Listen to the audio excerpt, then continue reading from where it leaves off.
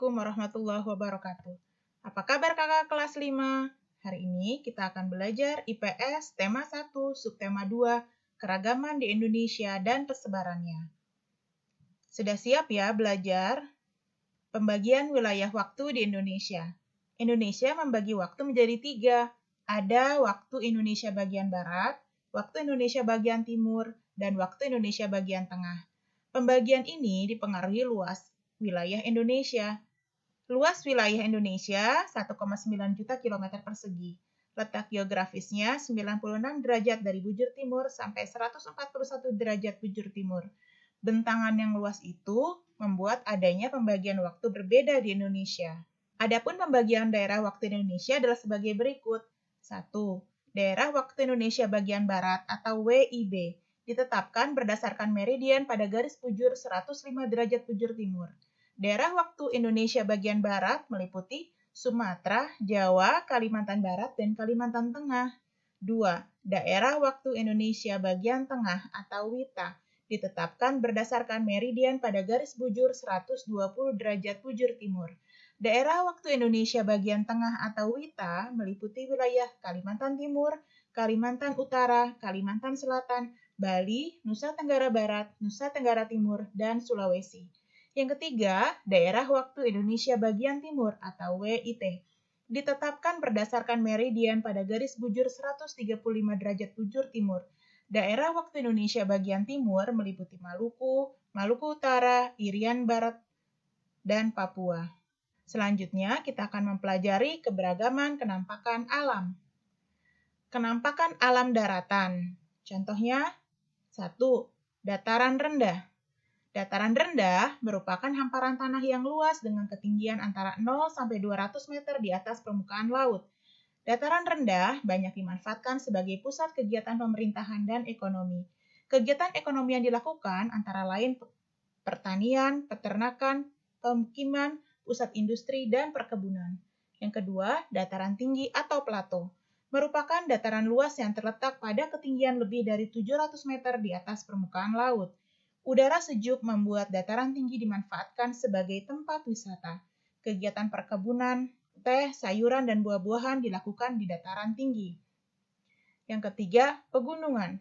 Karakteristik geologis Indonesia yang dilalui jalur pegunungan muda atau pegunungan Mediterania dan Sirkumpasifik mengakibatkan Indonesia juga memiliki banyak gunung api yang aktif, sehingga tanahnya sangat subur karena kaya unsur hara. Namun, Indonesia juga rawan bencana alam, gunung meletus, gempa bumi, longsor, dan tsunami karena menjadi titik pertemuan antara 3 lempeng litosfer, yaitu Indonesia, Australia, Eurasia, dan Pasifik. Ini adalah gunung-gunung yang ada di Indonesia.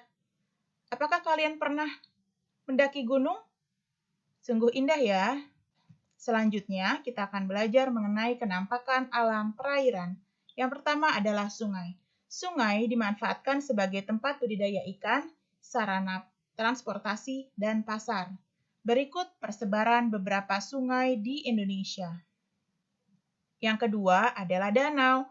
Danau adalah cekungan berisi air. Danau alami terbentuk akibat pergeseran dasar bumi atau danau tektonik, kawah di puncak gunung yang terisi air hujan atau danau vulkanik. Danau dimanfaatkan antara lain sebagai tempat wisata, sarana olahraga, budidaya air tawar, sumber air bersih. Danau di Indonesia antara lain Danau Toba, Danau Tempe, dan Danau Rumbebei. Yang ketiga adalah tanjung. Tanjung atau semenanjung adalah daratan yang menjorok ke laut. Pulau-pulau di Indonesia banyak memiliki tanjung karena pantai di kepulauan Indonesia tidak rata. Tanjung yang sangat luas disebut jazirah, contohnya Jazirah Arab. Tanjung yang sempit disebut ujung, contohnya Ujung Kulon di Jawa Barat. Yang keempat adalah laut. Sebagian besar wilayah perairan Indonesia adalah berupa laut. Laut-laut itu terletak di sekeliling wilayah kepulauan Indonesia. Laut antara lain dimanfaatkan nelayan untuk mencari ikan, tambak udang, dan tambak garam. Yang kelima adalah selat. Selat adalah laut sempit yang berada di antara dua pulau. Sebagai negara kepulauan, Indonesia memiliki banyak selat. Berikut selat-selat yang berada di Indonesia. Kenampakan buatan.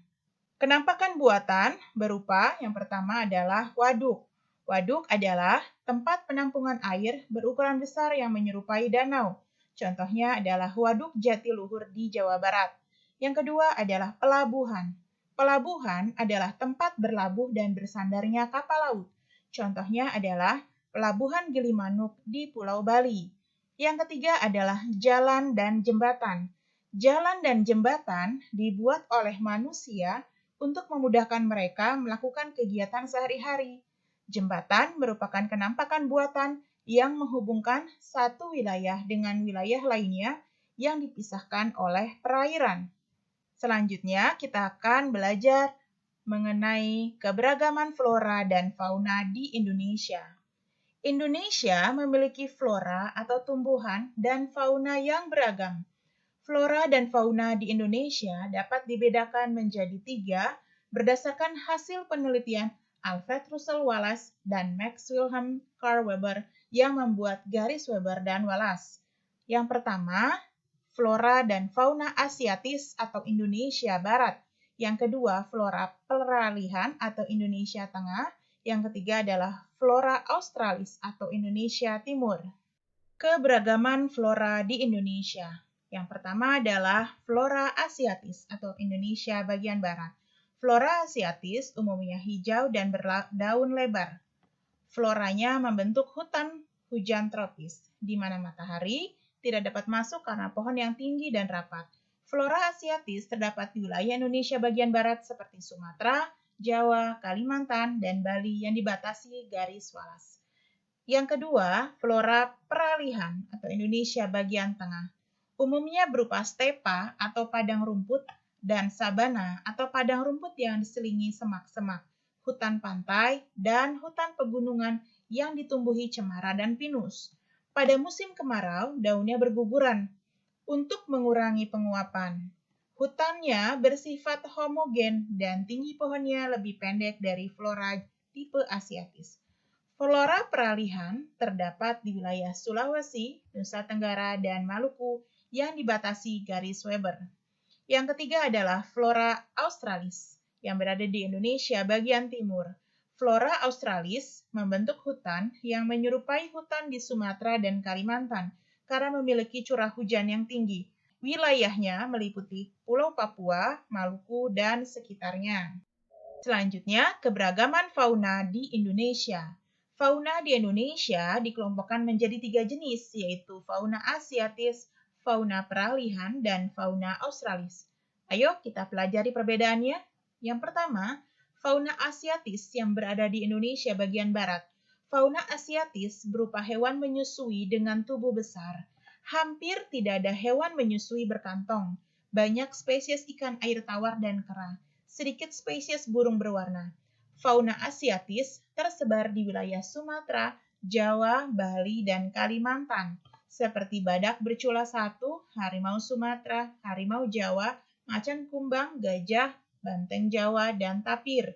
Yang kedua adalah fauna peralihan yang berada di Indonesia bagian tengah. Fauna peralihan merupakan fauna endemis yang hanya ada di Indonesia. Beberapa jenis hewan yang ada mirip dengan tipe Asia dan Australia. Fauna peralihan tersebar di Sulawesi, Maluku, dan Nusa Tenggara, serta pulau kecil di sekitarnya, seperti musang, babi rusa, kuskus, anoa, komodo, dan burung maleo. Yang ketiga adalah fauna Australis, yang berada di Indonesia bagian timur. Fauna Australis berupa hewan menyusui berukuran kecil. Banyak terdapat hewan menyusui berkantung, tidak banyak spesies ikan air tawar dan kera, dan banyak spesies burung berwarna. Fauna Australis tersebar di Papua, Maluku, dan sekitarnya, seperti kuskus, kanguru, monyet hitam, burung merak, burung kasuari, kakak tua, nuri, dan walabi. Kali ini kita lanjutkan subtema 3 mengenai pengaruh kondisi geografis Indonesia terhadap ekonomi, sosial, dan budaya masyarakat. Perhatikan peta Indonesia berikut ini. Wilayah Indonesia 2/3-nya terdiri dari lautan. Oleh karena itu, Indonesia disebut sebagai negara maritim.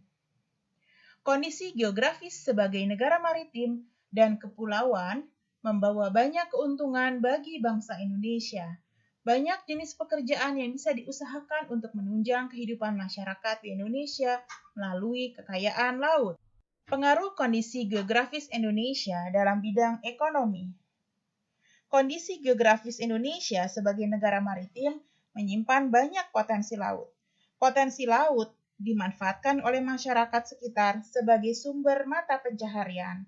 Selain laut, kenampakan alam lainnya juga memiliki potensi yang dapat dimanfaatkan oleh masyarakat. Kenampakan alam biasanya mempengaruhi jenis mata pencaharian masyarakat sekitar. Misalnya, masyarakat di dataran tinggi bermata pencaharian di bidang perkebunan, pertanian, peternakan, ataupun pariwisata. Masyarakat memanfaatkan sumber daya pada kenampakan alam tersebut untuk memenuhi kebutuhan hidup sehari-hari. Masyarakat di pesisir memanfaatkan kenampakan alam. Masyarakat di pesisir memanfaatkan kenampakan alam laut dengan menjadi nelayan. Masyarakat di dataran rendah memanfaatkan kenampakan alam dengan bertani atau berkebun.